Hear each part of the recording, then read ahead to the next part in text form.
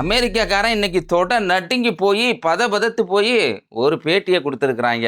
அது மட்டும் இல்லாமல் ஈரான்லேருந்து வந்திருக்கக்கூடிய ஒரு அறிவிப்பு. அவங்க சொல்கிறாங்க ட்ரூ ப்ராமிஸ் 4 5th வே அப்படின்னு சொல்லி ஒரு செய்தியை சொல்லியிருக்கிறாங்க. நம்ம இந்திய நாட்டு பிரதமர் வேற ஒரு மிகப்பெரிய அறிவிப்பு செஞ்சு மக்கள் எல்லாம் அதை பார்த்து என்னையா இப்படிப்பட்ட ஒரு அறிவிப்பு செஞ்சுருக்கிற அப்படின்னு பேசிக்கிட்டு இருக்காங்க. ஹர்முஸ் ஜலசந்தியில் 150 டேங்கர்கள் நிற்கிது. அதை பற்றி தான் இந்த வீடியோவில் இன்ஷா அல்லாஹ் நம்ம பார்க்க போகிறோம். பாருங்கள், முதலாவதா இந்த ட்ரம்ப்பினுடைய அறிவிப்பு என்னன்னா, எதை பார்த்தாலும் சொல்லுவார், அமெரிக்கா நாங்கள் சேஃபர் சைடுப்பா, நாங்கள் சூப்பராக இருக்கிறோம், எங்களுக்கு எந்த பிரச்சனையும் கிடையாது, எங்களை யாருமே இறக்கலை, எங்களுக்கு எந்த பாதிப்புமே இல்லை அப்படின்னு சீன் போட்டுக்கிட்டு இருந்தாங்க. அதில் USS ஆப்ரஹாம் லிங்கன் ஒரு பெரிய கப்பல். இந்த கப்பல் வர்றப்ப மிகப்பெரிய அளவுக்கு மீடியாவெல்லாம் பெரிய பில்டப் கொடுத்தாங்க. ஏன்னா இது சாதாரணமான கப்பல் இல்லை. 1988 தயாரிக்கப்பட்டு அப்பயே 9 பில்லியன் USD. இப்போ பார்த்தீங்கன்னா அதனுடைய வேல்யூ 14 பில்லியன் USD அப்படிங்கிற தகவலை சொல்கிறாங்க. இதில் 80 முதல் 90 விமானங்கள் இருக்குமா. இந்த கவுனிங்க நல்லா, 80 முதல் 90 விமானங்கள் இருக்கும். அதில் அதோடு சேர்ந்து அங்கே இருக்கக்கூடிய விமானங்களை பட்டியல் போடுறாங்க. பார்த்தீங்கன்னா FA-18, EA-18G, E-2D இப்படி பெரிய பெரிய விமானங்கள். இதெல்லாம் பார்த்தீங்கன்னா F-35 பெரிய பெரிய விமானங்கள்லாம் இருக்குது. இதோட சேர்த்து இன்னொரு தகவலையும் சொன்னாங்க. என்னன்னா, இதை யாராலையும் கை வைக்கவே முடியாது அப்படின்னு நம்ம வழக்கத்தை சொல்கிறாந்தா ஒரு சீன் போட்டாங்க. ட்ரம்ப் நாங்கள் உள்ளே போயிட்டோம் அப்படின்னு சொல்லிக்கிட்டு இருந்தார். நான் US ஜெரால்ட் ஃபோர்டை கொண்டு போயிட்டோம், அது மட்டும் இல்லாமல் US ஆப்ரஹாம் லிங்கன் கொண்டு போயிட்டோம் அப்படின்னு ஒரு செய்தியை பரப்பிட்டு இருக்க சமயத்தில் தான் ஈரான்லேருந்து அடிச்சாங்க பாருங்க. அடி சரியான அடிங்க.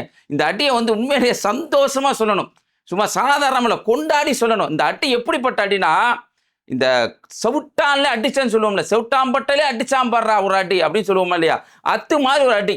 அதுக்கு பயன்படுத்துகிற என்னன்னா பேலஸ்டிக் மிசைல்ஸ், ஹைப்பர்சோனிக் கூட கிடையாது, பேலஸ்டிக் மிசில்ஸ். 4 மிசில்ஸுங்க.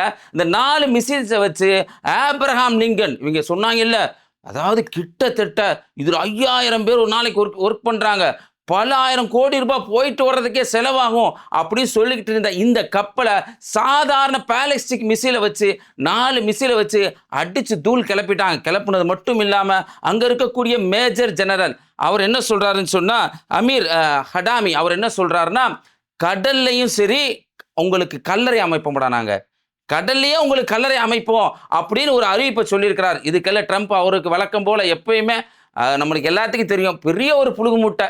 இந்த மாதிரி ஒரு புழுகு மூட்டையை இனிமேல் வருவாங்களா அப்படிங்கிறத மிகப்பெரிய ஒரு சந்தேகத்தை ஏற்படுத்து. அந்த அளவுக்கு இருக்க இந்த புழுகு மூட்டை என்ன சொல்லுதுன்னா, அப்படி ஒரு அடி எங்கள் மேலே படவே இல்லையே, எங்களுக்கு எந்த பாதிப்பும் இல்லையே அப்படின்னு இன்னைக்கு ட்ரம்ப் புழுகி இருக்கிறான். இந்த செய்தியை பார்த்து மக்கள் இன்னைக்கு சிரிச்சுக்கிட்டு இருக்காங்கிறது முதல் தகவல். அடுத்து ஈரான்ல இருந்து இன்னைக்கு இந்த ஆபரேஷனை தொடங்கியிருக்காங்கல்ல, அதுக்கு சும்மா அழகான ஒரு அற்புதமான பேரை வச்சிருக்கிறாங்க. அவங்க என்ன சொல்றாங்கன்னா ட்ரூ ப்ராமிஸ் 4, அதில் 5th வே. இந்த 5th வேல நாங்கள் மிகப்பெரிய ஒரு தாக்குதலாக தொடுத்திருக்கிறோம் அப்படிங்கிற தகவலை தர்றாங்க. இந்த தாக்குதல் எல்லாமே பார்த்தீங்கன்னா அரபுலக நாட்டிலுமே தாக்குதல் நடத்தப்பட்டிருக்கு அப்படிங்கிற ஒரு செய்தி பரவலாக மக்கள் மத்தியில் பதியப்படுதுங்க. என்னன்னா, ஈரான் நாடு பார்த்தியாப்பா, எப்படிப்பா நீ போய் ஒரு அரபுலக நாட்டை அடிப்ப, ஒரு முஸ்லீம் நாட்டை அடிப்ப அப்படிங்கிற மாதிரியான செய்தி பலவராக மக்கள் மனதில் பதிய வைக்கப்படுது. ஆனால் அது கிடையாது, உண்மை கிடையாது. அவங்க நாங்கள் எங்கெல்லாம் அடிச்சிருக்கோம் அப்படிங்கிற தகவலை முதல்ல தர்றாங்க. அவங்க எங்கெல்லாம் அடிச்சிருக்காங்கன்னு பார்த்தீங்கன்னு சொன்னால், MSP கப்பல் இது ஜபல் அலி அப்படிங்கிற ஒரு பகுதியில் இருக்குது. துபாயினுடைய ஜபல் அலி பகுதியில் இருக்கக்கூடிய இந்த கப்பல் அமெரிக்காவுக்கு சொந்தமான கப்பல், அந்த கப்பல் நாங்கள் அடிச்சிருக்கோம் அப்படின்னு சொல்கிறாங்க. அது இல்லாமல் குவைத்தில் இருக்கக்கூடிய அப்துல்லா முபாரக் அப்படின்னு சொல்லப்படக்கூடிய கடற்படையில் இருக்கக்கூடிய ஒரு கப்பல், இந்த கப்பலை 4 ட்ரோன்களில் நாங்கள் அடிச்சிருக்கோம் அப்படிங்கிற தகவலை சொல்கிறாங்க. அதோடு மட்டும் இல்லாமல் இந்தியாவில் இருக்கக்கூடிய பெருங்கடல் பகுதியில் அங்கே எரிபொருள், அதாவது இந்த போகிற கப்பலுக்கெல்லாம் ஆயில் ஃபில் பண்ணுவாங்கள்ல, ஃபியூல் ஃபில் பண்ணுவாங்கல்ல, அதை மையப்பாக இருக்கக்கூடிய ஒரு கப்பல். எல்லா கப்பலுக்கும் ஆயில் இந்த கப்பலில் தான் போகும். அந்த ஆயில் கப்பலுடைய பேர் MST. இந்த MST கப்பலை ஈரானிய கட்டார் 38 அப்படின்னு சொல்லப்படக்கூடிய ஒரு ஏவுகணையை வச்சு நாங்கள் அடிச்சிருக்கோம் அப்படிங்கிற தகவலை சேர்த்து நம்ம அர்ஜுன் சம்பத்துக்கு ஒரு தகவலை சொல்லியிருக்கிறாங்க. என்னன்னு சொன்னால், நீங்கள் கொஞ்சம் காலத்துக்கு முன்னாடி ஒரு செய்தியை பார்த்துருக்கலாம். அர்ஜுன் சம்பத் என்ன சொல்லுவார்னா, ஆமாம் மோடி அம்பானிக்கு ஆதரவாளர் தான், அதானிக்கு ஆதரவாளர் தான், நாங்கள் அப்படிப்பட்டவங்க தான் அப்படின்னு சொல்லுவாரா இல்லையா? இந்த அம்பானி டெல் அவீவில் இருக்கக்கூடிய ஹைபாவினுடைய துறைமுகத்தில் அதிகமாக இன்வெஸ்ட்மெண்ட் பண்ணியிருக்கிறார். அந்த ஹைபா துறைமுகத்தில் குறி வச்சு இன்னைக்கு அடிச்சிருக்காங்கிற ஒரு தகவல். அதோடு மட்டும் நிறுத்தல, டெல் அவீவ்ல இருக்கக்கூடிய பல பகுதிகளை இன்னைக்கு தாக்கி இருக்கிறாங்க. இது இஸ்ரேல் ஆஃப் டைம்ஸ் அந்த பத்திரிகையை ஒத்துக்கிறாங்க. கிட்டத்தட்ட 39 ஏவுகணைகள் எங்க நாட்டை நோக்கி வந்தது. அப்போ உன்னுடைய அயன்டோம் என்னாச்சு, உன் ஏரோடைய அமைப்பு என்னாச்சு அப்படின்னு மக்கள் இன்னைக்கு கேள்வியா கேட்டு சிரிச்சுக்கிட்டு இருக்காங்க. ஒரு புறம் உள்ள தகவல். இதுல பாத்தீங்கன்னு சொன்னா அந்த நாட்டில் பல பகுதிகள் இன்னைக்கு தாக்கப்பட்டிருக்கு. அதுலயும் குறிப்பா பாத்தீங்கன்னா ஷேம்ஸ் அப்படிங்கிற ஒரு பகுதியில், அந்த பகுதியில் பைட் ஷேம்ஸ் அப்படிங்கிற ஒரு பகுதியில் கிட்டத்தட்ட 9 பேர் இறந்து போயிருக்காங்க அப்படிங்கிற ஒரு தகவலும் கிடைச்சிருக்கு. இன்னைக்கு டெல் அவீவையும் சேர்த்து அடிச்சிருக்கிறாங்க. அதே மாதிரி அரபு உலகத்தில் இருக்கக்கூடிய அங்க இருக்கக்கூடிய அமெரிக்காவினுடைய தளவாடங்கள் இருக்குதா இல்லையா, அந்த தளவாடங்கள்ல தான் இவங்க அடிச்சுக்கிட்டு இருக்காங்க அப்படிங்கிற தகவல் நம்மளுக்கு கிடைச்சிருக்கு. ஈரான் அடிச்சிருக்கக்கூடிய இன்னொரு முக்கியமான இடம் எதுன்னு சொன்னா அதனுடைய வீடியோக்கள் தான் இன்னைக்கு சமூக வலைதளங்கள்ல ரொம்ப பரவலா வைரல் ஆகிட்டு இருக்க வீடியோ. ஹர்முஸ் ஜலசந்தியில் இருக்கக்கூடிய ஸ்கைலைட் அப்படிங்கிற ஒரு கப்பலை காட்டுறாங்க. இந்த கப்பல்ல இருந்து புகையெல்லாம் அப்படியே பெரிய அளவுக்கு கீழே வந்துகிட்டு இருக்குது. கீழே ஒருத்தவங்க போட்டோ எடுக்கிறாங்க. இந்த வீடியோவை காட்டி பார்த்தீங்களா, ஈரான் அடிச்சிருச்சு, இது ஓமனுக்கு சொந்தமான ஒரு கப்பல்.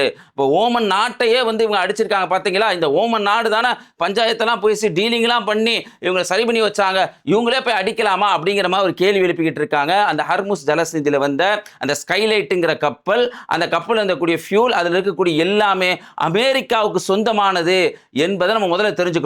இந்த ஹர்முஸ் ஜலசந்தி வழியா பல்வேறு விதமான சரக்கு கப்பல் வருது. அது பார்த்தீங்கன்னா ஒரு அப்படி நம்ம சொல்கிறோம், இந்த பார்க்குற ஒரு வியூ வடிவில் இப்படி இருக்கும். அதனுடைய அகலம் மொத்தமே பார்த்தீங்கன்னா 33 கிலோமீட்டர் தான் சொல்கிறாங்க. அந்த 33 கிலோமீட்டரில் 2 கிலோமீட்டர் மட்டும்தான் கப்பல்கள் வந்து போக முடியும். ஏன்னா கரையோரம் கப்பல் போக முடியாது. மிகப்பெரிய அளவுக்கு அந்த கரை இருந்துச்சுன்னா கப்பல் மாட்டிக்கொள்ளும் அப்படிங்கிற நம்ம தெரிஞ்ச தகவல். அந்த 2 கிலோமீட்டர் 3 கிலோமீட்டருக்குள்ளே தான் வரணும். இந்த ஜலசந்தியை, இந்த ஹர்முஸ் ஜலசந்தியை இன்னைக்கு ஈரான் மூடுறதுக்கான வாய்ப்புகள் இருக்குது.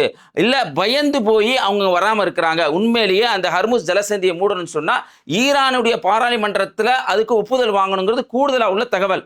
ஆனா இந்த டேங்கர்லாம் பயந்தே வராமல் இருக்கிறாங்க. ஐயோ வேணாம் அப்படின்னு பயந்தே வராமல் இருக்கிறாங்க. இந்த சமயத்துல தான் இந்தியாவுக்கு இது இருந்து என்னென்ன வழிகளில் ஆயில் வருது அப்படின்னு பார்த்தா இந்தியாவுக்கு இது வழியாக வருது. அது மட்டும் இல்லாமல் சீனாவுக்கு வருது, ஜப்பானுக்கு வருது, தென்கொரியாவுக்கு வருது. ஒரு நாளைக்கு 20,000 பீப்பாய்கள் வருது. அதனுடைய வேல்யூ பார்த்தீங்கன்னா 500 பில்லியன் யூஎஸ்டி. ஒரு நாளைக்கு 500 பில்லியன் யூஎஸ்டி. அது இன்ட்டு ஒரு 500 பில்லியன் யூஎஸ்டி இன்ட்டு 365 டேஸ் போட்டால் என்ன வேல்யூ வருமோ அந்த வேல்யூவில் 69% இந்த சைடு தான் வந்து போகுது. இந்த பகுதியில் இந்தியாவுக்கும் ஆயில் வருது. இந்த சந்தர்ப்பத்தில் தான் நம்ம நாட்டினுடைய பிரதமர் எதையாவது எங்கேயாவது போய் பேசி வச்சுட்டு வந்துடுறது, இல்லை எதையாவது செஞ்சுட்டு வந்துடுறது. இப்படி செஞ்சு மக்களுடைய பாதிப்புக்கு உள்ளாக்கிடுவாரா அப்படின்னு மக்கள் பல பேர் இன்னைக்கு பயந்து பேசிக்கிட்டு இருக்கிறாங்க. இவருக்கெல்லாம் இது தேவையா? ஏற்கனவே போய் அந்த அங்கே இருக்கக்கூடிய செய்திகளை பார்த்து ஏதாவது ஒரு அந்த பாம்லெட் மாதிரி ஏதாவது ஒன்று வச்சுருப்பாங்க, அதை பார்த்தா இவர் படிப்பார், எல்லா செய்தி நம்மளுக்கு எல்லாம் தெரிஞ்சிருக்கும். அப்படி இருக்கக்கூடிய இவர் தேவையில்லாமல் இப்போ என்ன பண்ணியிருக்காருன்னு சொன்னால் நாங்கள் யுஏஇ பக்கம் நாங்கள் நிற்கிறோம் அப்படிங்கிற ஒரு தகவலை சொல்லியிருக்கிறாரு. மல்லிகார்ஜுன கார்கே என்ன கேள்வி கேட்குறாருன்னா, கமேனி கொல்லப்பட்டிருக்கிறாரு, நீங்கள் சைலண்டாக இருக்கிறீங்க, அதுக்கு எந்தவித எதிர்ப்பும் தெரிவிக்காம நீங்கள் யுஏஇ பக்கம் போனீங்கன்னா எப்படியான நிலை அவங்க எடுத்துக்குவாங்க, ஈரான் எப்படி பார்ப்பாங்க அப்படிங்கிற ஒரு கேள்வியை இன்னைக்கு மல்லிகார்ஜுன கார்கே கேட்டிருக்கிறாரு. அதோடு மட்டும் இல்லாமல் சபஹர்னு ஒரு துறைமுகம் இருக்குது, அந்த துறைமுகத்தின் வழியாக நம்மளுக்கு பாகிஸ்தான் அல்லாமல் அந்த துறைமுகத்தின் வழியாக பல்வேறு விதமான ஆயில்கள் எடுத்து வர்றதுக்கான ஒப்பந்தம் இருக்குது. இப்படியான பாதிப்புகள்லாம் இந்தியாவுக்கு ஏற்படுமே அப்படின்னு சொல்லி மல்லிகார்ஜுன கேட்டிருக்காரு. மக்களும் இந்த மாதிரியான கேள்வியை கேட்டுக்கிட்டு இருக்காங்க. நாட்டு பிரதமர் இதில் எப்படி செயல்படணுமோ அது மாதிரி செயல்படாமல் வழக்கம் போல தனக்கு ஏதாவது அவார்டு கொடுத்தாங்கன்னா, மெடல் கொடுத்தாங்கன்னா எங்கேயாவது போய் உளறி வச்சுட்டு வருவார்ல, அது மாதிரி இதை செஞ்சுட்டாரோன்னு சொல்லி மக்கள் இன்னைக்கு பேசிக்கிட்டு இருக்காங்கிறது இதில் இன்னும் நம்ம தெரிஞ்சு கொள்ள வேண்டிய தகவல். அதுக்கு அடுத்தபடியாக முக்கியமான செய்திகள் ஒன்று என்னன்னு சொன்னால், 2 புறங்கள்லையும் தாக்குதல் மிகப்பெரிய அளவுக்கு நடந்துகிட்டு இருக்கு. இதுதாங்க யதார்த்தமான உண்மை. ஈரானும் அடிச்சுக்கிட்டு இருக்கிறாங்க, இதில் இஸ்ரேலும் அடிச்சுக்கிட்டு இருக்காங்க. இதில் நம்ம யார் தரப்புல நம்ம பேசுவோம் சொன்னால் நல்ல ஒரு விஷயத்தை புரிஞ்சுக்கணும். ஒரு கொலைகாரன், ஒரு கொள்ளைக்காரன். இந்த கொள்ளைக்காரன் சாதாரணமான கொள்ளைக்காரங்க இல்லை. ஒரு நாட்டை போய் வரியை போடுறோம், ஒரு நாட்டில் இருக்கக்கூடிய வளங்களை நான் எடுத்துக்கோன்னு சொல்லி கொள்ளையடிக்கிற ஒரு கொள்ளைக்காரன், குழந்தைகள்லாம் கொல்லக்கூடிய ஒரு கொலைகாரன். இந்த கொள்ளைக்காரன் ஒரு நாட்டில் போய் இப்படி ஒரு அபகரிப்பை செய்கிறப்ப அந்த நாட்டு துணிஞ்சு நின்று போறான்னா, அது யார் துணிஞ்சு நின்று போராடுறாங்களோ அவங்களுடைய செயலை நம்ம பாராட்டுவோம், அவங்க பக்கத்து தான் நம்ம நிற்போம், அவங்க பக்கத்து தான் நம்ம பேசுவோம். இதுதாங்க நம்ம ஈரானுடைய விஷயத்தை நம்ம ஸ்டாண்டாக எடுக்கிறோம். ஈரானுடைய அவங்க துணிச்சல், அவங்களுடைய பாராட்டுதல், பாராட்டுக்கு உரியது. அவங்க இப்படிப்பட்ட ஒரு வேலையை செஞ்சுக்கிட்டு இருக்க சமயத்தில் அவங்களுக்கு ஆதரவாக நம்ம நிற்கிறோம். ஆனால் இதையும் தாண்டி இந்த கொலைக்கு ஆதரவாக நிற்பாங்க. அப்படி நிற்கக்கூடிய ஆள்களில் யாரெல்லாம் இருப்பாங்கன்னு சொன்னால், ஒன்று அமெரிக்காக்காரனாக இருப்பான், இன்னும் இஸ்ரேல்காரனாக இருப்பான், இல்லை நம்ம சாக்கடை சங்கிகளாக தான் இருப்பாங்க. வேறு யார் இப்படியான விஷயங்களுக்கு ஆதரவாக நிற்க மாட்டாங்க. அப்படி நிற்கக்கூடிய விஷயத்தையும் இதில் நம்ம பார்க்க முடியுது. இதில் தெரிந்து கொள்ள வேண்டிய மிக முக்கியமான அம்சங்கள் ஒன்று என்னன்னு சொன்னால், இந்த குடிகாரங்களை பார்த்துருக்கீங்களா? குடிகாரங்களை ஏதாவது போய் ரோட்டில் கரைச்சல் பண்ணுவாங்க. கரைச்சல் பண்ணால் அங்கே இருக்க மக்கள் 4 அடி போடுவாங்க. அடி போட்டால் வீரத்தை என்ன பண்ணுவான்னா அங்கே காட்ட முடியாது. உடனே வந்து என்ன பண்ணுவாங்கன்னா, அக்கம் பக்கத்தில் இருக்கக்கூடிய லேடிஸ்கள் இல்லை தெருக்களில் பூந்தி ஆட்ட பிரச்சனை பண்ணுவாங்க. அது மாதிரியான வேலையை இந்த ஆக்ரப் இசை நாடு செஞ்சுருக்கிறான். இன்னைக்கு பயங்கர அடி டெல்லியில் விழுந்த உடனே மக்கள்லாம் காரி துப்புன உடனே என்ன பண்ணுறான்னா, கஸ்ஸா மக்கள் அவங்களுக்கு ரஃபா கிராசிங் வழியாக உணவு கொடுக்கணும்ல, இது அமைதி வாரி ஒப்பந்தத்துல இருக்குல்ல, அங்க கஸ்ஸா மக்களுக்கு உணவு கொடுக்க மாட்டோம்னு அந்த ரஃபா கிராசிங்கை மூடுறாங்க. மேற்கு கரைகளில் மக்கள் எங்கேயும் வெளியே போக முடியாத அளவுக்கு அங்கே இருக்கக்கூடிய 900 செக் போஸ்ட்களில் பெரும்பாலான செக் போஸ்ட்டை மூடி ரமலானுடைய காலங்களில் கூட அவங்களுக்கு தொல்லையை கொடுக்கக்கூடிய ஒரு கேவலமான அசிங்கமான ஒரு செயலை செஞ்சுக்கிட்டு இருக்காங்க. இதுதான் இஸ்ரேலுடைய உண்மை முகமாக இருக்குது. எதிர்த்து நின்று போராடக்கூடிய அந்த துணிவு இல்லாமல் இருக்கிறாங்க. இந்த சமயத்தை தெரிஞ்சு கொள்ள வேண்டிய இன்னொரு முக்கியமான செய்தி என்னன்னு சொன்னால், இன்னைக்கு ரிஜிம் சேஞ்ச், அதாவது ஈரானில் ஆட்சி மாற்றம் வந்துட்டா சூப்பராயிரும், அங்கே எந்த பிரச்சனையும் இருக்காது என்று நினச்சி தான் இவங்க வான் தாக்குதலை தொடுத்தாங்க. ஆனால் அமெரிக்கானுடைய உளவு தகவல் என்ன சொல்லுதுன்னா, அங்கே யாரை நீ அதை தாக்குனாலும் இல்லை ஆயத்துல் கமனியை கொண்டிருந்தாலும், அங்கே இருக்கக்கூடிய ஐஆர்ஜிசியினுடைய மேஜரை கொண்டிருந்தாலும் அதுக்கு பின்னாடி எடுத்த தலைவர்கள் இருக்கிறாங்க.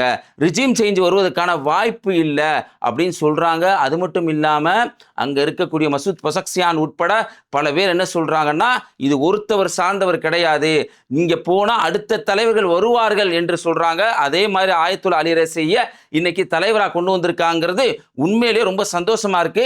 இப்படி நடக்கக்கூடிய அந்த நிகழ்வை பார்க்குறப்ப நமக்கு ஒரு திருமறை குர்ஆன் வசனம் தாங்க ஞாபகமாக வருது. அல்லாஹ் சுப்ஹானஹு வ தஆலா தன்னுடைய திருமறையில் சொல்லி காட்டுறான், நபிமார்களோடு எத்தனையோ நல்லடியார்களோடு சேர்ந்து நல்ல மக்கள்லாம் போரிட்டு இருக்கிறாங்க.